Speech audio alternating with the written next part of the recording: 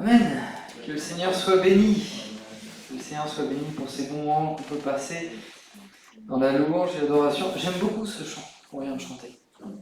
Je trouve qu'il est extraordinaire. Des fois, il y a des chants qui nous amènent à réaliser certaines choses. Et des fois aussi, c'est comme certains passages de la Bible, j'ai l'impression de comprendre aussi ce que l'auteur veut partager. Parce que nous, on va chanter finalement la composition de quelqu'un d'autre, mais elle est toujours composée dans un contexte, dans un climat, dans quelque chose qui s'est produit. Et parfois, j'ai l'impression que certains chants, on va mieux les comprendre en fonction de ce que l'on va vivre. Et c'est vrai que finalement, la Bible, c'est pareil. Elle a été écrite dans un contexte et parfois, il y a certains versets de la Bible qu'on va mieux comprendre. Pourquoi ? Parce qu'on passe par une situation qui va nous amener à comprendre, à voir une autre facette de Dieu. Que le Seigneur soit béni. Donc là, on est presque à la veille de Noël, 3 jours avant Noël. 3 jours, c'est symbolique dans la Bible. 3 jours après la mort, Jésus était ressuscité. 3 jours, on retrouve souvent, 3 jours, bref. Et Noël, au-delà d'une fête commerciale, de tout ce qu'il y a autour, c'est la plus belle de toutes les nouvelles et qui nous a été partagée. Il y avait une année, les enfants étaient venus et ils avaient chanté un chant, je ne sais pas si vous en souvenez, je vais juste vous chanter, ou la partie en tout cas moi qui m'intéressait. Il n'y a pas de plus grand cadeau que l'amour de Dieu donné pour nous. Alléluia. Est-ce qu'on réalise le cadeau que Dieu nous a donné ?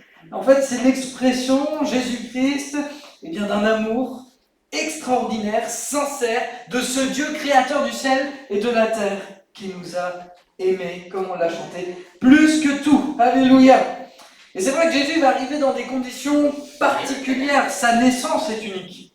Quand, plusieurs personnes, des mages, alors on dit généralement qu'ils sont 3, mais dans la Bible, il n'y a absolument rien qui dit qu'ils sont 3. Bon, ça c'est juste pour rétablir la vérité, voilà.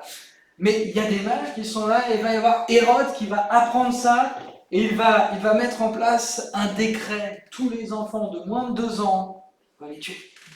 Donc Jésus arrive dans des conditions particulières au niveau politique, mais il arrive aussi au niveau familial dans des conditions particulières. On connaît tous celle qui va enfanter Jésus, elle s'appelle Marie. Mais le problème, c'est que Marie, quand elle va apprendre que le Seigneur va la visiter, elle est fiancée avec un homme qui s'appelle Joseph. Et Joseph, qui est un homme... Écoutez, moi je trouve que le peu qu'on a de Joseph, il est extraordinaire, ce personnage. Il la respecte tellement qu'il veut rompre les fiançailles en secret. Au moment où il veut faire ça, tu peux l'afficher, c'est Matthieu chapitre 1, verset 20, il va se passer quelque chose de très étonnant. Il réfléchissait à ce projet. Quel projet ? Rompre les fiançailles. Quand un ange du Seigneur lui apparut en rêve et lui dit « Joseph, descendant de David, ne crains pas. Prends Marie pour femme, car l'enfant qu'elle porte vient de l'Esprit Saint. » Amen. Ce passage est tout à fait extraordinaire car Dieu va parler d'une manière très précise pour que les choses soient et se passent comme il les veut. Et ça, c'est extraordinaire dans un premier temps, parce que Dieu nous parle. Amen. Amen. Dieu nous parle encore et encore, et il veut nous parler. Et Jésus va venir dans ce monde, Jésus va donner sa vie à la croix, c'est justement pour rétablir cette connexion, cette séparation qu'il y avait entre nous et Dieu. Maintenant, moi, ce qui va m'intéresser dans ce passage, et ce sur quoi nous allons nous arrêter ce matin, c'est que le Seigneur va parler et va donner ses instructions au travers d'un rêve. Je trouve ça surprenant, mais en même temps, pas tant que ça. On n'en parle pas souvent et pourtant la Bible, elle en fait mention à de nombreuses reprises. Que Dieu parle par les rêves, que Dieu parle par des visions. Et je suis convaincu que Dieu veut nous parler. Et j'aimerais encore m'arrêter avec vous ce matin sur les rêves, sur les songes, sur les visions de Dieu, parce que Dieu veut nous parler de cette manière. Amen. Vous êtes d'accord avec ça ? De toute façon, avec les textes bibliques que je vais vous sortir, vous ne pouvez pas ne pas être d'accord. Parce que c'est la Bible, et c'est pas moi qui le dis. Job, chapitre 33, versets 14 à 18. Et pourtant, Dieu nous parle. Tantôt d'une manière, tantôt d'une autre. Mais l'on n'y prend pas garde. Il parle par des songes et des visions nocturnes, quand un profond sommeil accable les humains endormis sur leur couche. Alors ils se révèlent à l'oreille des hommes, scellant les instructions dont il les avertit afin d'écarter l'homme de ses agissements, de le préserver de l'orgueil. Ainsi, il gardera sa vie hors de la tombe et la préservera des coups du javelot. Alors on cite souvent ce passage. Dieu parle tantôt d'une manière, tantôt d'une autre. Et moi, souvent, je l'ai cité avec vous dernièrement. Mais je ne cite pas la suite. Et là, c'est pour ça que je le fais avec vous. Parce qu'ici, la suite, elle est intéressante. Dieu nous parle par des songes et des visions nocturnes. Et je pense que Dieu nous parle bien plus qu'on peut le penser. Et même dans ce domaine-là. Ici, notre ami Elihu, il est avec Job. Elihu ou Elihu, en fonction de la version dans laquelle nous sommes, n'est pas similaire aux autres amis de Job. Les autres amis de Job, je ne sais pas si vous vous en souvenez, ils vont l'accuser. Job va vivre des traumatismes, des choses absolument horribles, et ils vont dire tout ça, c'est à cause de ton péché. Elihu n'a pas du tout le même discours. Un homme de Dieu que, voilà, j'aime beaucoup, me disait souvent, Davy, moi quand je vois Elihu, je vois le Saint-Esprit. Un homme qui vient, qui n'est pas en train de l'accuser, mais qui essaie de l'amener un peu plus loin pour comprendre Dieu. Et c'est vrai que si vous relisez le discours d'Elihu, vous allez voir que c'est absolument extraordinaire. Et il en arrive à ce moment-là, parce que Job est convaincu que Dieu ne lui parle pas. Et peut-être qu'il est en train de lui donner un secret, mais peut-être que Dieu te parle. Parce qu'il parle souvent par des songes et par des visions nocturnes. Ce texte de Job fait partie des textes fondateurs de la Bible. Il est aussi ancien que Genèse, Exode, Lévitique, Nombre et Deutéronome. Et finalement, eh bien, Elihu, il nous donne cette révélation. Dieu parle. Le texte est clair. Il parle par des songes et par des visions. Maintenant, on va aller un petit peu plus loin ensemble. Joël chapitre 3, verset 1. Donc ça, c'est dans la version du Semeur. Et dans la version Louis II, c'est chapitre 2, verset 28. Il est écrit ceci. Après cela, moi, je répandrai mon esprit. C'est l'Éternel qui parle, hein, c'est pas Joël. C'est pas Joël qui va répandre son esprit. Hein. Je répandrai mon esprit sur tout le monde. Vos fils, vos filles prophétiseront, vos vieillards par des songes, vos jeunes gens par des visions, recevront des révélations. Plus ça rime, c'est extraordinaire. Et même sur les serviteurs, sur les servantes, moi je répandrai mon esprit en ces jours-là. On a ici une prophétie faite par le prophète Joël. On n'arrive pas tous à bien situer, mais la tradition veut qu'on situe ce texte en 600 à peu près avant Jésus-Christ. 650 ans plus tard, Actes chapitre 2, versets 16 à 18.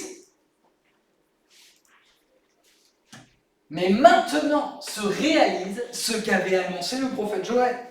Voici ce qui arrivera, dit Dieu. Dans les jours de la fin des temps, je répandrai mon esprit sur tous les hommes. Vos fils, vos filles prophétiseront, vos jeunes gens par des visions, vos vieillards par des songes recevront des révélations, oui, sur mes serviteurs comme sur mes servantes. En ces jours-là, je répandrai mon esprit, ils prophétiseront. Amen. Donc juste après cet épisode-là, quelque chose d'extraordinaire qui se passe. Acte chapitre 1, verset 8, c'est la promesse du baptême dans le Saint-Esprit. Vous recevrez une puissance, le Saint-Esprit survenant sur vous, et vous serez mes témoins. Acte 2, ça se passe. Acte 2, suite, il y a des choses extraordinaires qui se produisent. Et, apôtre Pierre, il en arrive à cette conclusion. Maintenant se réalise ce qui a été prophétisé. Maintenant je répandrai mon esprit. On va aujourd'hui bien s'arrêter sur les fameux songes et les fameuses visions. Pourquoi ? Parce que l'apôtre Pierre, ici est extrêmement clair.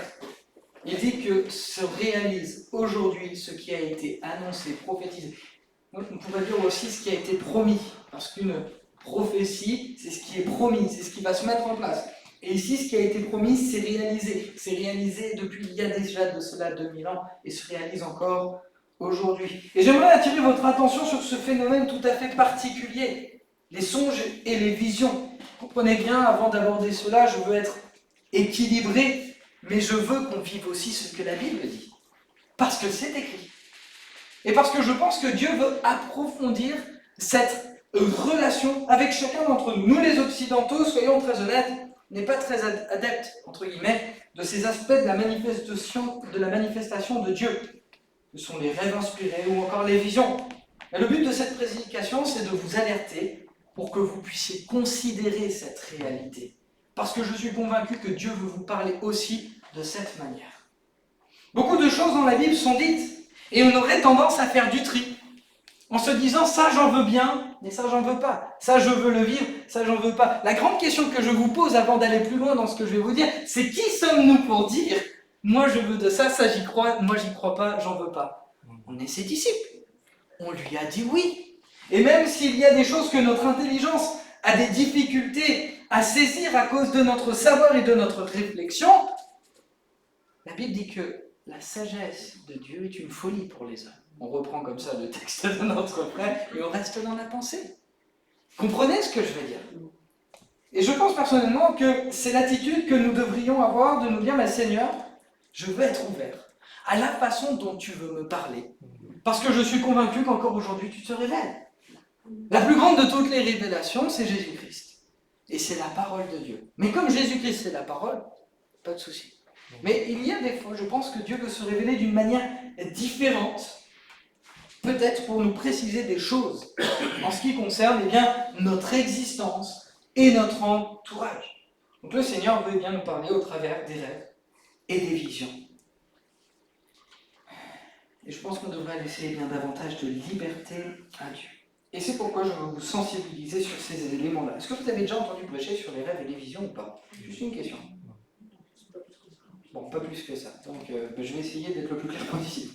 Nombre chapitre 12, verset 6. Donc là, on est dans l'Ancien Testament, il est écrit ceci. Écoutez bien ce que j'ai à vous dire. S'il se trouve parmi vous excusez-moi, c'est la barre, j'ai fait ça pour un peine.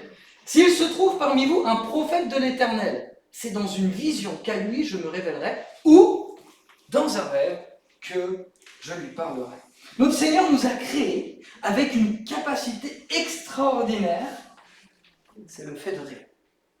Et les rêves finalement, donc je ne vais pas parler des cycles du sommeil, mais il y a entre guillemets une partie des cycles du sommeil qui s'appelle le sommeil paradoxal. Et dans le sommeil paradoxal, il va y avoir notre imagination fertile qui va se manifester et nous allons rêver. Nous allons rêver. Et le fait de rêver, c'est utile pour notre intelligence, c'est utile pour exprimer certaines émotions, mais c'est aussi utile pour renouveler notre mémorisation. Enfin bref, le rêve, Dieu nous a absolument bien fait, et dans tous les domaines. Et j'aimerais, entre guillemets, catégoriser les différents rêves.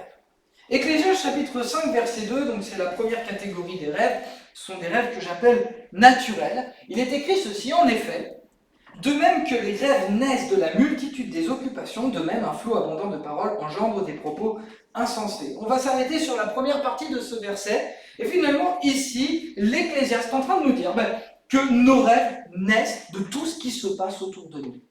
Donc finalement, ce sont des rêves naturels. Les 3/4 du temps, les rêves que nous aurons sont des rêves qui sont engendrés parce que nous vivons.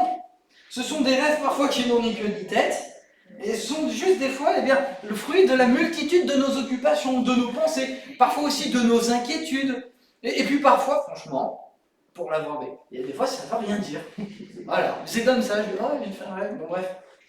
Maintenant, pour ceux qui ont la capacité de se souvenir de leurs rêves, souvent, on va rêver d'une des dernières choses auxquelles on a pensé. Je ne sais pas si ça vous est arrivé, mais moi par exemple, quand je jeûne plusieurs jours de suite, il n'est pas rare que je rêve de nourriture. Et puis généralement de quelque chose de très gras, vous voyez? Non mais voilà, il faut être très honnête, je n'ai pas de problème à vous le dire. Mais ce que je veux dire, c'est qu'en fait, nos rêves ne sont pas non plus si insensés que ça. Parce qu'en fait, nos rêves, ils sont là, ils nous expriment aussi ce que nos cœurs désirent, ce que nos corps désirent. Donc bref, les rêves ne sont pas toujours incohérents. Maintenant, il y a un deuxième élément qui est très intéressant, c'est que nos rêves peuvent aussi dévoiler nos cœurs. Alors je vais l'aborder un peu plus longuement, celui-là. Parce qu'en réalité, donc, si on étudie le rêve, il est créé par notre subconscient. On en a parlé il y a de cela pas longtemps. Quand nous sommes face à une difficulté, une situation qui nous a traumatisés, nous avons ce qu'on appelle des mécanismes de protection. Ok, avec ça, il n'y a pas de souci. L'avantage des rêves ou l'inconvénient, c'est qu'ils s'en fichent. Là, je suis très honnête avec vous. Il se passe de toute cette façon de fonctionner. Et c'est aussi pour ça que je vous interpelle sur la pertinence d'un rêve qui n'est peut-être pas anodin. C'est que le rêve qui, lui, est introduit par notre subconscient, il contourne les mécanismes de défense que nous avons. Autrement dit, parfois, certains rêves sont liés à des peurs, sont liés à des craintes, sont liés à des choses qui nous sont arrivées, mais qui encore aujourd'hui ont un impact dans notre vie. Par exemple, je prends un exemple tout simple. Ceux qui ont peur de la mort, eh bien, ils vont rêver qu'ils vont mourir. En fait, c'est logique. Le subconscient est en train de les alerter. Il y a quelque chose qui ne va pas dans ta façon de fonctionner, dans ta façon de penser. Et même quand je suis en train de penser à tout ça, je me dis, mais Dieu, il nous a tellement bien fait, c'est un petit bijou. Pourquoi ? Parce qu'en fait, il a un désir, au travers même de notre création, c'est de ne pas nous laisser sans réponse. Et oui. Parfois, on n'a pas la capacité de pouvoir discerner quels sont les problèmes que nous avons. Un traumatisme, une blessure liée à l'enfance, ou encore peut-être des peurs chroniques. Mais ces rêves-là, qui sont créés par notre subconscient et qui peuvent aussi venir de Dieu, attention, parce que je pense que les deux vont de pair, parce que Dieu il nous aime, ont un but, c'est nous alerter sur quelque chose qui ne va pas. Et si ces rêves sont là, ils sont récurrents et ils nous travaillent, eh bien je pense qu'il faut se questionner et je pense qu'il faut poser la question à celui qui nous connaît mieux que personne d'autre. Je me souviens d'un frère, j'étais à l'institut biblique qui s'appelait Pip. Bon, bref, je m'en souviens plus en fait de son prénom. Et donc lui, en fait, il a été adopté et il y a tout un pan de sa vie qu'il ignorait. Et donc, il vient à l'église, il est touché par le Seigneur, il se convertit, il y a vraiment cette repentance, ce demi-tour. Et à un moment donné, donc il va voir le pasteur, je veux me faire baptiser. Le pasteur fait l'instruction au baptême, puis il dit à la fin, il va falloir que tu témoignes. Et là, lui, dans sa chambre, il me disait ça. Un soir, je dis, mais Seigneur, qu'est-ce que je peux dire ? Il y a toute une partie de mon histoire que j'ignore. Et le Seigneur, la même nuit, lui révèle tout ce qui s'est passé durant les 5 ans. Il lui révèle à la fois les traumatismes, mais en même temps, il le guérit. Un truc extraordinaire. Ça aurait été bien qu'il soit là pour vous le dire. Et du coup, eh bien, Dieu lui a révélé tout ça dans les rêves. Extraordinaire. Et en même temps, il l'a guéri. Ce que je veux dire, en fait, c'est qu'il n'y a pas de hasard, il n'y a pas d'erreur. Dieu nous a fait parfaitement. Et quand il nous donne d'avoir même des rêves qui viennent un petit peu nous bousculer ou nous placer dans des situations qui sont compliquées, c'est peut-être parce qu'en fait, Dieu lui-même met le doigt sur quelque chose qui a besoin d'être traité. Alléluia. Donc le rêve va être un moyen par lequel Dieu nous parle en ce qui concerne notre cœur. D'ailleurs, on parle de révélation. Et Dieu peut révéler aussi, par le moyen d'un rêve, l'état de nos cœurs. Donc ça, ce sont ça, ce sont des rêves qui révèlent nos cœurs. Et d'une manière tout à fait particulière, Dieu va révéler l'état du cœur d'un homme dans la Bible, par un rêve. Nebuchadnezzar, Daniel chapitre 4. Il va faire un rêve et Dieu va lui montrer, tu es devenu orgueilleux. Et je pense que le but de ce rêve, c'était quoi ? Qu'il se remette en question et qu'il puisse véritablement, se repentir et avancer. Il ne va pas le faire. Et il va se passer ce qu'il avait vu dans son rêve, c'est-à-dire que le cœur humain va lui être ôté, on va lui donner un cœur d'animal. Alors tout ça sont des choses qui sont un peu surprenantes. Et pendant des années, il va errer comme un animal dans les prairies et dans les champs. Bref, mais Dieu va lui révéler l'état de son cœur pour qu'il puisse se remettre en question. Et une fois de plus, par un rêve. Dieu révèle parfois l'état de nos cœurs.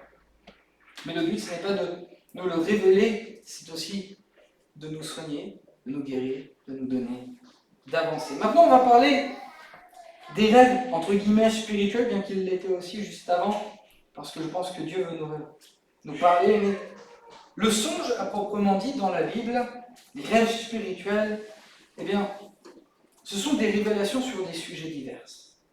Nous pourrions aussi les catégoriser, mais j'ai envie de vous dire, Dieu parle tellement de choses différentes que je ne peux pas vraiment les catégoriser. Donc le but, c'est qu'on puisse brosser le portrait. La première chose importante à savoir, c'est que les rêves inspirés par Dieu ne sont pas que pour les croyants. Je reprends Nebuchadnezzar. Nebuchadnezzar n'est pas un croyant, c'est un roi. Et il ne croit pas, en tout cas au début, en Dieu, parce qu'à la fin, il va croire en Dieu. Mais Dieu va lui parler. Pharaon, avec Joseph, le roi des rêves. Pharaon, il ne croit pas en Dieu. D'ailleurs, Pharaon, il croit lui-même qu'il est Dieu. Ça, c'est dans la culture égyptienne. Et finalement, Dieu va lui parler par un rêve. Gédéon, est-ce que vous vous souvenez, Juge chapitre 7. Gédéon, il se prépare à la bataille, et le Seigneur va lui dire, écoute ce que vont dire les ennemis. Et il va entendre. Et il y a un ennemi qui va donner son rêve, et l'autre à côté lui donne l'interprétation du rêve. Ils ne sont pas chrétiens. Hein. Et il dit, mais en fait, c'est que Dieu nous a livrés entre les mains de Gédéon. Dieu parle par des rêves, et Dieu parle à des personnes qui sont inconverties. Donc faire un rêve spirituel, c'est pas parce que tu es un meilleur chrétien. Il n'y a pas de notion de valeur, de tu es mieux ou tu ne l'es pas. C'est Dieu qui parle, et il choisit comment il parle. Pour preuve, une expérience personnelle, j'avais 16 ans. Attendez, il faut juste que... Voilà, c'est vrai. J'avais 16 ans et j'appartenais pas au Seigneur, je travaillais dans le bâtiment. Et on arrivait au week-end, donc dans la nuit du vendredi au samedi soir, je dors. Et le matin, je me réveille, donc comme de par hasard, c'est vraiment la dernière image que j'ai, c'est ce rêve que je fais. Je rêve que je suis là sur un bord, vous voyez, un bord où il y a du sable, et il y a un courant extrêmement fort. Il allait dans ce sens-là. Et il y avait ma famille de l'autre côté. Donc qu'est-ce que je faisais? C'est normal, hein? Ben j'y vais. Là. À cette époque, je pesais environ 55 kilos, pour vous donner une petite idée. Là, j'en ai pris une dizaine de plus. Donc vous voyez un petit peu en termes de force. Donc bref, j'y vais. Et je me laisse emporter par le courant. Oh miracle! Un homme vêtu de blanc vient me récupérer. Je sens une puissance, mais il me ramène du même côté. Ah purée. Qu'est-ce que je fais? J'y retourne. Vous voyez? C'est aller de l'autre bord, passer de l'autre bord. J'y retourne. Et là, je me fais emporter. Le même personnage revient. Vous savez, quand on est dans le rêve, on ne réalise pas tout. Et au bout d'un moment, dans le rêve, je réalise qu'en fait, ce personnage, c'est Jésus qui veut m'amener à traverser. Et en fait, bon alors, je vous le donne un petit peu en détail, mais à partir du moment où j'ai accepté que ce soit Jésus qui m'aide à traverser, j'ai traversé avec lui, j'ai pu aller de l'autre bord. En fait, j'ai réalisé au travers de ce rêve que Dieu m'appelait à le suivre, tout simplement. Et que par mes propres forces, je ne pourrais jamais y arriver. Je n'étais pas chrétien. Et Dieu m'a parlé de cette manière-là. Donc après, ça va être une sensibilité peut-être que moi je vais avoir au niveau du rêve. Et peut-être qu'il y en a qui n'ont pas forcément cette sensibilité et ils vivront des visions. Mais ce que je veux dire, c'est que dans l'un ou dans l'autre, nous sommes appelés à les vivre. Vos vieillards, vos jeunes gens, les serviteurs. Bref, alléluia, gloire à Dieu. Donc finalement, voilà, j'ai vécu cette expérience et merci Seigneur. Quand un rêve vient de Dieu, et qu'on soit bien au clair, tous les rêves ne viennent pas de Dieu, et quand il vient de Dieu, un rêve, généralement, il nous travaille. Si on part du principe qu'un rêve est une révélation, il a besoin d'une interprétation. Et si on pense que c'est un rêve qui vient de Dieu et qui a besoin d'une interprétation, il va devoir suivre par la suite une application. Retenez bien ça. Révélation, interprétation, application. Ça paraît logique. Mais néanmoins, si Dieu vous montre un rêve, si Dieu vous montre une vision, et on en parlera un petit peu des visions tout à l'heure, mais ça a besoin d'être interprété, parce que c'est pas toujours aussi facile à interpréter que ça. Je ne vais pas trop vous parler d'expérience personnelle, mais c'est le cas. Et donc, le rêve, s'il vient de Dieu qu'une révélation, il a besoin d'une interprétation, il a besoin d'une application. Parfois, les songes, les rêves, les révélations que nous avons, vont nous pousser à la prière. Je ne sais pas si ça vous est déjà arrivé. Vous faites un rêve, vous voyez une personne de votre entourage qui est en danger, ça va vous pousser à la prière. Je ne sais pas si vous l'avez déjà vécu, mais c'est une façon dont Dieu nous parle. Moi j'ai entendu ce témoignage tout à fait surprenant, une femme qui était là, qui fait un rêve, et dans ce rêve elle voit sa propre sœur qui habite dans un autre état faire une crise cardiaque. Dans ce rêve, elle impose les mains, elle prie, et à la fin, elle se relève. Bon, ça c'est le rêve, ok? C'est le rêve. Le jour d'après, sa sœur fait un arrêt cardiaque et très peu de temps après, son cœur repart. Alors je ne sais pas si on peut faire un lien entre le rêve et ce qui s'est passé, mais je pense que ça paraît évident. Vous comprenez ce que je veux dire? Je pense que même cette dimension, alors là on est purement dans une dimension spirituelle, mais je pense qu'elle est à prendre en considération, parce que je crois que Dieu veut nous parler tantôt d'une manière, tantôt d'une autre. Beaucoup de rêves spirituels n'ont pas une interprétation aussi littérale, mais ils sont symboliques. Et Dieu peut les utiliser pour apporter une compréhension, une clairvoyance, une révélation, une édification à notre esprit pour que nous puissions comprendre ce qui se passe. Au travers d'un rêve, Dieu peut nous aider à comprendre certaines choses. Moi, je vous avais raconté cette période de ma vie où Jarod était dans un état d'euphorie, plus. J'ai fait ce rêve où je voyais des petits diablotins autour de lui, et Dieu me révèle au travers de ce rêve qu'en fait mon fils est victime d'oppression spirituelle. Si ça vient de Dieu, vous pourrez vérifier que ça vient de Dieu. J'ai prié pour lui avec mon épouse, et en l'espace de très peu de temps, le comportement de notre enfant s'est radicalement changé. J'ai besoin d'une révélation. Vous avez besoin d'une révélation. Est-ce qu'il y a des choses que vous ignorez ?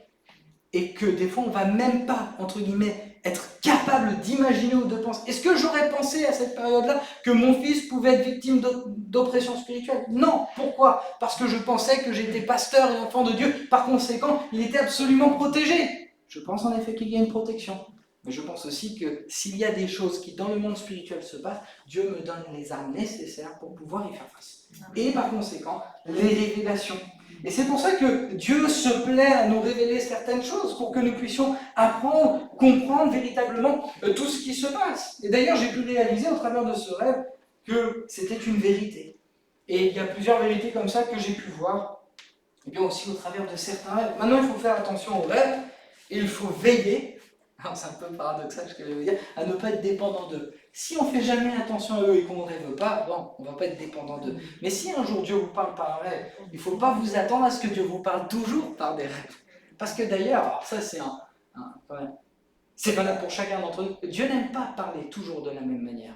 Il aime bien en fait qu'on soit dépendant de lui. Par conséquent, il va nous parler de manière différente, pour qu'on puisse toujours rechercher sa face. Mais bon, les rêves en font partie. Et voilà, je pense que si on rêve et qu'il y a des choses qui viennent de Dieu, il ne faut pas être dépendant d'eux. Quoi qu'il en soit, Dieu parle par nos rêves et Dieu se plaît à nous parler. Maintenant, je pense qu'il y a besoin aussi d'un avertissement. Parce que s'il y a des rêves qui viennent de Dieu, il y en a qui sont aussi d'origine humaine, il y en a d'autres qui ne viennent pas de Dieu.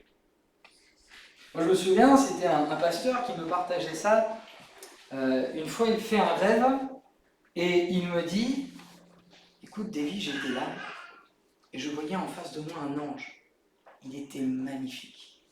Et cet ange me disait, prosterne-toi et agenouille-toi devant moi. » Et là, le pasteur, il discerne. Vous connaissez l'ange de lumière ? Il dit, non, je ne m'agenouillerai pas devant toi. Au même moment, il se réveille. Parfois, on peut être attaqué dans notre sommeil par des mauvaises pensées, par des mauvais rêves, et par des choses qui viennent du diable. Alors ça peut arriver pour plusieurs raisons. La première, c'est que peut-être il y a une porte ouverte, donc il y a quelque chose qui n'est pas réglé et qui permet au diable, entre guillemets, de pouvoir se manifester. Là, je parle quand c'est de manière récurrente. Et dans ces cas-là, il faut refermer la porte. On avait parlé de ça dans les cours de justice, c'est une prédication qui est visible sur Internet. Mais il y a des fois aussi, c'est juste une attaque spirituelle pour nous décourager. Ou alors, pour nous intimider. Moi, je sais que ça m'est arrivé plusieurs fois. Je me souviens d'un autre pasteur avec qui je travaillais. Une fois, il m'a dit, je me suis réveillé, j'avais l'impression d'être étranglé. Il y en a plusieurs qui ont vécu ça. Moi, je ne l'ai pas vécu, j'ai vécu d'autres trucs qui ne sont pas ouf, mais ça m'est arrivé. Et je pense que quand c'est comme ça, il faut vivre la parole de Dieu. Il faut la confesser. Et moi, j'aime confesser, c'est le psaume chapitre 3. Je me couche et je m'endors en paix, car toi, ô Dieu, tu me donnes la sécurité dans ma demeure. Et ça, c'est important, de confesser la parole quand on a des mauvais rêves comme ça, qui viennent pour nous faire douter et pour nous troubler. Donc le but de ce partage, ce n'est pas de terminer sur une note négative, mais c'est juste de vous amener à considérer qu'en réalité, Dieu peut aussi vous parler par des rêves, mais aussi par des visions. Dieu ne parle pas que comme ça, et heureusement, mais il peut parler comme ça. Et je pense que c'est bien que nous puissions être alertés sur ce phénomène. Dans l'église où j'étais auparavant, il y avait une grande communauté africaine. Alors eux, ils étaient très ouverts à ça, mais peut-être trop, parce que eux, ils venaient me voir et des fois, je leur disais, mais vos rêves n'ont ni queue ni tête. Je ne peux pas les interpréter. D'ailleurs, moi, je ne pars pas du principe que je suis un interprète. Je pense que si Dieu nous révèle des choses, il nous donne aussi la capacité de pouvoir les comprendre. Réfléchissez aussi à ça. Et après, ça n'empêche pas d'en parler. Mais à côté de ça, les Occidentaux, j'en ai très peu, pour ne pas dire très peu, qui sont venus me voir et m'ont dit, Davy, un jour j'ai rêvé. Si, quelques pasteurs qui ont osé en parler, mais c'est peut-être parce qu'on est dans le cadre pastoral qu'ils ont osé m'en parler. Et je pense que voilà, il faut être attentif à ça parce qu'il y a quand même plus de 50 références dans la Bible qui parlent des rêves, qui parlent des visions, et qui parlent de toutes ces choses. Maintenant, certains ici, comme je l'ai dit tout à l'heure, n'auront jamais de son. Parce que c'est pas des rêveurs. C'est comme ça.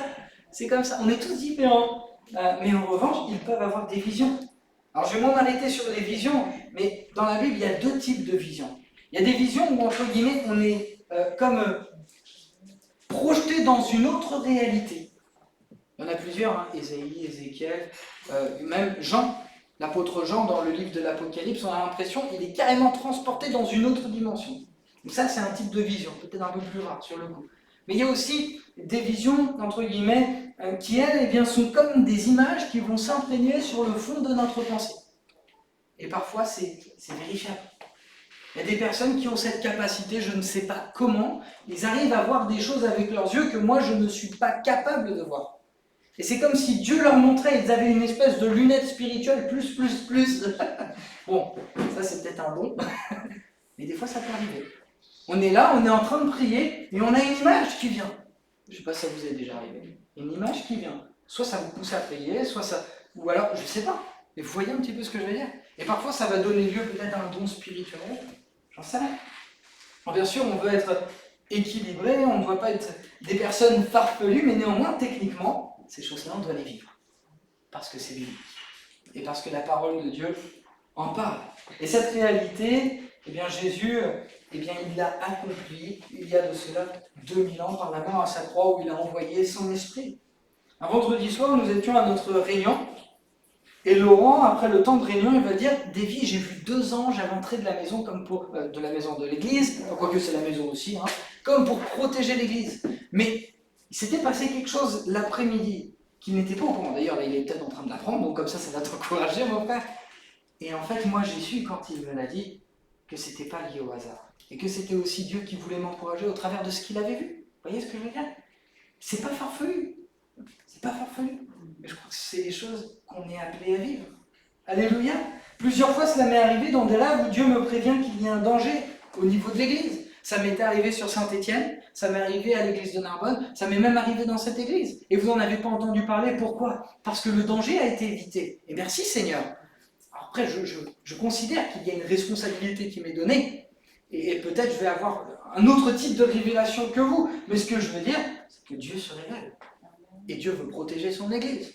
Et Dieu veut bien nous parler par des rêves, par des visions. Et parfois, il m'a fallu du temps pour l'interpréter. Si vous avez un rêve qui vient de Dieu, si je devais vous donner un conseil, écrivez-le tout de suite. Parce que dans les 30 minutes qui suivent, après votre rêve, vous aurez oublié 70% de votre rêve. Et je vous le dis, hein, parce que même moi, ça m'est arrivé plusieurs fois. Je regrette d'ailleurs. Mais ça m'est arrivé. Il m'est arrivé de vivre des attaques spirituelles dans mon sommeil, je ne vais pas approfondir cette vérité. Et comme je vous l'ai dit tout à l'heure, je ne suis pas meilleur qu'un autre. Dieu parle comme il veut et à qui il veut. Comme il le veut, à qui il veut. Il faut juste être ouvert à ça. Et se dire, Seigneur, je veux bien que tu me parles aussi de cette manière. Et peut-être qu'il ne vous parlera pas comme ça. Mais peut-être qu'il vous y parlera. Et merci Seigneur s'il le fait. Parce que c'est une révélation. Après cela, moi, je répandrai mon esprit sur tout le monde, vos fils, vos filles, prophétiseront, vos vieillards par des songes, vos jeunes gens par des visions recevront des révélations. Et même sur les serviteurs, les servants, autrement dit, sur tout le monde. Je répandrai mon esprit dans ces jours-là. Vous savez, même dans Matthieu 27, verset 19, il y a une femme, la femme de Pilate, qui va souffrir en rêve à cause de Jésus-Christ. C'est dingue, hein? Dieu parle par des rêves. Si vous vivez des choses dans ce domaine-là, n'hésitez pas à m'en parler. Déjà, Dieu ne vous prendrait pas pour un fou ou une folle, parce que c'est biblique. Et puis, vous savez, la prophétie, dans la Bible, il est écrit qu'elle doit être examinée. Il y a même écrit, l'esprit des prophètes est soumis aux prophètes. Donc finalement, c'est bien d'en parler, pour pouvoir aussi avoir peut-être une autre vision, une interprétation, et tout simplement pour être encouragé. Frères et sœurs, Dieu veut nous parler aussi de cette manière-là. Ne fermez pas la porte. Ne fermez pas la porte à cette façon de fonctionner de Dieu. Et si vous voulez davantage d'informations dans le domaine, venez me voir. Je termine juste avec un témoignage. Donc ça, c'était mon formateur. Vous l'avez vu ici, il s'appelle Jean-Marc Lamotte, il était venu prêcher. Et donc, il était stagiaire. Il était stagiaire dans une église. Et Dieu lui montre dans un rêve une pelle à tarte. Magnifique. Et elle découpait les gâteaux. Vous voyez? Bref. Et le Seigneur lui montre, c'est l'interprétation en tout cas qu'il en a, que la personne à qui appartient cette pelle à tarte va diviser l'Église. Donc, il y a une étape, un peu comme avant-hier, un peu comme avant-hier. Et à un moment donné, il voit cette fameuse pelle à tarte. Il est stagiaire. Enfin, il a 40 ans, mais il est stagiaire. Il va voir son pasteur et lui dit « Mon frère, écoute, j'ai fait un rêve. Et j'ai vu que cette femme, ce couple-là, à qui appartient la pelle à tarte, va diviser l'Église. » Le pasteur n'y a pas fait cas. Quelques années plus tard, l'Église était divisée. Vous voyez ce que je veux dire? Bon, là c'est négatif un peu ce que je dis, mais il y a des belles choses aussi que Dieu nous révèle, vous inquiétez pas, il y a des belles choses. Bref. Mais vous comprenez un petit peu ce que je veux dire? Dieu veut nous parler, Dieu veut nous donner d'interpréter, et pour interpréter, il y a l'Esprit Saint, il y a la parole de Dieu. Et finalement, chaque rêve qui vient de Dieu ne sera jamais en contradiction avec la parole de Dieu. Si c'est le cas, c'est un rêve lambda, vous laissez passer et vous avancez. Mais Dieu veut nous parler. On termine par la prière. Notre Dieu, notre Père, merci pour ta parole. Merci Seigneur Jésus pour ce degré de révélation que tu donnes. Et merci Seigneur, parce que finalement, ceux qui ont prophétisé, je pense à Ésaïe, Jérémie, tous ces hommes dans l'Ancien Testament, ils ont reçu des visions, ils ont reçu des révélations par des rêves. Et ils n'ont pas douté finalement, ils ont réussi à interpréter avec l'aide de ton esprit tout ce que tu voulais partager au fur et à mesure de tout ce temps qui s'est écoulé. Et Seigneur Jésus, je crois qu'encore aujourd'hui, pour ce que nous vivons, peut-être dans nos familles, peut-être dans notre travail, et peut-être même pour l'avenir, je crois qu'encore, Seigneur Jésus, tu veux nous révéler certaines choses. Et je te prie, mon Dieu, pour que on ne soit pas fermé à cette façon de fonctionner. Peut-être que ça peut être un peu nouveau et peut-être que ça peut nous faire peur. Mais je crois, Seigneur Jésus, que tu veux nous parler. Comme l'a dit Pierre, cette prophétie aujourd'hui, elle s'est réalisée. Et je crois, Seigneur Jésus, tu as répandu ton esprit. Il y a des choses extraordinaires qui se sont passées et qui se produisent encore aujourd'hui. Et ces choses-là, les rêves et les visions en font partie.